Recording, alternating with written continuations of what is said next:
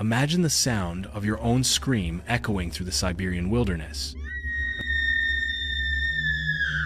Imagine watching your closest friends collapse one by one, blood pouring from their eyes, foam erupting from their mouths as they claw at their throats in absolute terror. Imagine being the only one left standing, the only one left alive. This is not a horror movie or fiction. This is the nightmare that 17-year-old Valentina Utochenko lived through in the remote mountains of Siberia. For over 2 decades, she refused to speak about what she witnessed. When she finally broke her silence, her words chilled investigators to the bone. Today, the journey takes us into one of Siberia's most disturbing unsolved mysteries, the Kamar-Daban incident. It is a case where 6 experienced hikers died within minutes, under circumstances so horrifying and inexplicable that even the most seasoned investigators have struggled to make sense of. What happened? The story is as chilling as the mountains themselves, and as complex as the shadows that stretch across the vast Siberian wilderness.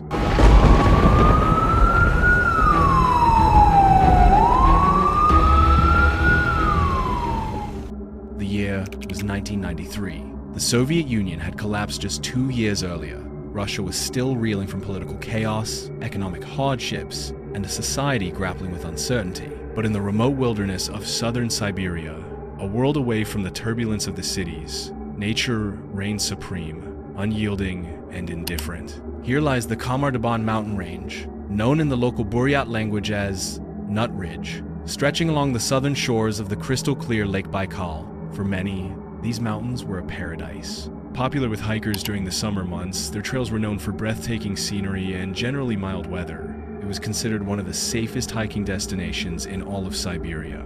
Yet, on a cold morning in August 1993, the Kamar-Daban Mountains became the setting for a mystery defying logic, common sense, and any natural explanation. A mystery that would haunt the sole survivor for her entire life. At the center of this dark tale was Lyudmila Ivanovna Korovina, a woman who carried the weight of both experience and authority. She was 41 years old, born on November 21st, 1951. Lyudmila wasn't merely a hiking instructor.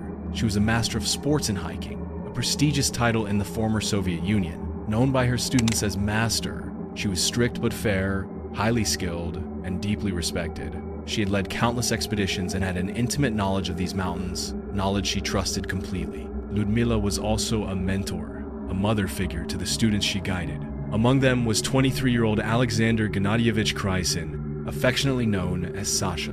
Lyudmila had watched Sasha transform from a timid teenager into a confident and reliable young man. Sasha was like the son she never had. Accompanying Lyudmila on this fateful expedition were 5 other students. 24-year-old Tatiana Yurievna Filipenko acted often as the mediator, the voice of reason bridging the gap between the instructor and the younger members. Denis Viktorovich Shvachkin, quiet and determined at 19, was the dependable one who followed orders without question. 17-year-old Valentina Udochenko was eager and athletic, a rising star in Lyudmila's hiking circle. 16-year-old Victoria Zalesova was strong-willed and resilient, traits that made her stand out despite her youth. And lastly, there was 15-year-old Timur Babanov, the youngest but no less committed, whose dedication earned him a respected place in the group. What tied these 7 together was months of relentless preparation. They had trained rigorously, studying the terrain, practicing survival skills, and strengthening their bodies and minds. Trust between them was implicit. They shared hopes of success and carried the unspoken assurance that, together, they could overcome anything. Their journey began on August 2nd, 1993, in the small mountain village of Marino, a typical rustic outpost serving as the gateway to the Kamar-Daban range. The weather that day was promising. Clear skies, mild temperatures, ideal for hiking. Spirits were high as the group shouldered their packs, filled with supplies carefully calculated for the trip ahead. The itinerary was ambitious, yet achievable. Their goal was to reach the summit known as Retranslator, where they were scheduled to meet another group on August 5th. That other group was led by none other than Lyudmila's daughter, Natalia. The reunion promised to be a joyous occasion amid the rugged beauty of the Siberian wilderness. The clear skies darkened as ominous clouds rolled in from Lake Baikal. Temperatures plummeted, rain turned to sleet, and then to a biting, relentless snow. In the mountains, this abrupt change was far more than inconvenient. It was deadly. Hypothermia, the silent killer, was the specter threatening their lives. Wet clothing and cold temperatures conspired to drain their body heats. Every experienced hiker understands the peril that hypothermia brings. Ludmila knew it better than most. Yet, in a baffling decision, the group chose to camp not at the protective tree line, but in the exposed saddle between two peaks at 2,396 meters above sea level. A cruel, wind-lashed perch offering no refuge from the storm. The question remains, why? On the night of August 4th, the seven huddled in their makeshift camp, battered by freezing rain and howling gales. Fire was impossible. Their damp clothes clung like icy shackles. Against every survival instinct, they endured the night. Dawn broke on August 5th. The storm had neither abated nor relented. Still, hope flickered. They would soon reunite with Natalia's group, and safety would be within reach. Ludmila, ever the leader, roused the team early and urged them to break camp swiftly. The weather demanded urgency. The group packed as best they could, spirits grim but purposeful. They began the descent. Sacha took his place at the rear, a position common for the strongest to support those lagging. Then came the scream. A raw, agonized wail cutting through the cold mountain air. The group turned to see Sacha clutching his face, convulsing violently.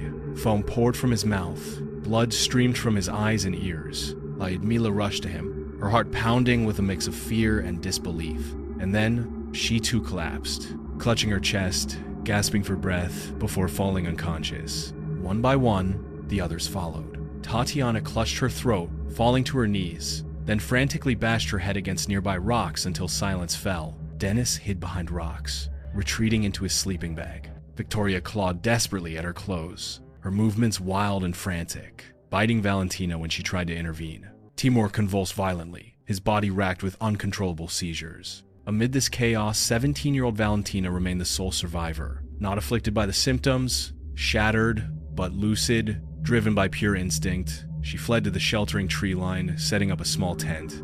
The horror she had witnessed burned deep in her mind. For 4 days following, Valentina journeyed alone down the mountain, following power lines towards civilization, her body fragile, her spirit strained beyond measure. On August 10th, near a riverbank, voices pierced the silence. Ukrainian tourists kayaking spotted the distraught figure, waving frantically. Their rescue offered fragile hope amid desperation. Taken to local authorities, Valentina remained in profound shock, unable to offer coherent answers for days. When she finally spoke, her account was a harrowing glimpse into the unimaginable. The official search for the missing hikers began only on August 24th, nearly 3 weeks after the tragedy. Helicopters found the bodies after arduous effort. Autopsies revealed chilling details. 5 hikers succumbed to hypothermia, their lungs filled with fluid consistent with extreme cold exposure. Ludmila's death was officially attributed to cardiac arrest, a massive heart attack, strange for someone so physically fit. Further examination revealed signs of protein deficiency in the muscles, starvation baffling, given they had adequate supplies and had been on the trail mere days. Questions mounted, but the investigation concluded with a verdict of accidental death caused by weather and poor choices. Yet, the mystery only deepened. Valentina's silence over the next 25 years compounded the enigma. Her family, even her long-term husband, remained unaware of her ordeal. Then, in 2018, investigative journalist Natalia Varsova finally persuaded Valentina to speak publicly. The interview unveiled a terrifying new narrative. The original report had been sanitized. Bloodied, frantic scenes unfolded in her recollection. Sudden onset of convulsions, multiple victims foaming at the mouth, bleeding from eyes and ears, clawing at throats as if invisible attackers were upon them. Valentina admitted she had not tried to help her friends, contrary to earlier statements. She was kicked to action by Denis to escape. Her new testimony dispelled the neat explanations. Theories arose: nerve agents like Novichok, a deadly Soviet chemical weapon tested nearby, whose symptoms mirrored those reported. Yet, questions remained. If such an agent was responsible, why did Valentina survive unscathed? Other hypotheses invoke toxic plants, infrasound effects caused by mountain winds, or even unknown environmental toxins, but none fit perfectly. The authorities maintained their accidental death stance, fueling speculation of cover-up, especially given the delayed search and rapid conclusion. Through it all, the trauma endured by Valentina remains a haunting testament to human endurance and the limits of understanding. The Kamar Daban incident continues to baffle, a Siberian riddle bound by silence, shadows, and sorrow. As we close this chapter, our minds linger on the mountains, where whispers of the past echo amidst pine and rock. 7 set out, 1 returned. The truth may never be fully known, but the mystery will forever echo through these ancient ridges, waiting, just beyond our grasp. This is Eerie Echoes. Stay curious, stay questioning, and remember, the most profound mysteries are the ones that refuse to be forgotten.